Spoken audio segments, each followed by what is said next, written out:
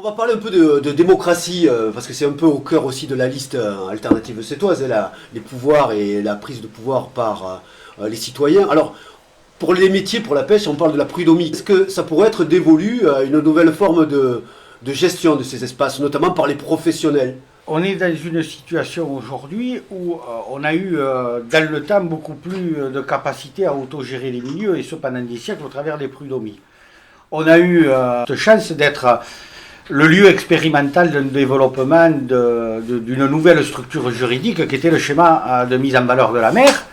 Tout ça a été cassé, brisé. Aujourd'hui, on est dans une situation où finalement les professionnels de la pêche, mais aussi de la conchyliculture, ont moins de capacité d'intervention sur la gestion des milieux et des espaces. Nous, ce qu'on propose, c'est de revenir un peu sur ces périodes-là par la création d'un conseil maritime de territoire. C'est primordial.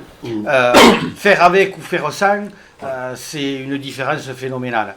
Et aujourd'hui, eh ben oui, il faut par l'intermédiaire de ce conseil maritime de territoire, remettre les acteurs professionnels au cœur de la décision, au même titre que les élus, au même titre que les collectivités que sont le département, la région et également l'État. Je crois que c'est essentiel. On parle du réchauffement climatique, de montée des eaux, de nouvelles espèces qui apparaissent dans les milieux. Il y a des choses à revoir. Je crois que la décision sur des décisions fortes doivent être prises sur les pluies, sur le SCOT.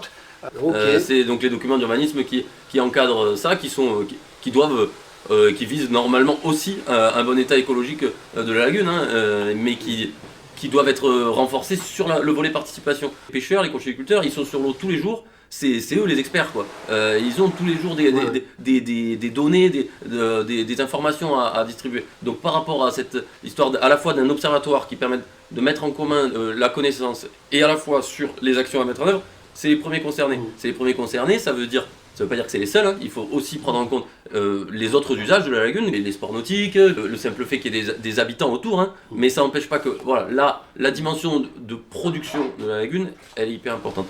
Et pour insister aussi sur ça, c'est que ça se fait pas en un jour, ce côté démocratie, ce côté participation. Mais justement, mettre en place une instance de dialogue permanente et qui se réunit régulièrement et qui permet que chacun s'approprie un peu la culture de l'autre. C'est-à-dire le gestionnaire qui commence à comprendre un peu mieux le pêcheur qui commence à comprendre un peu mieux le scientifique, voilà,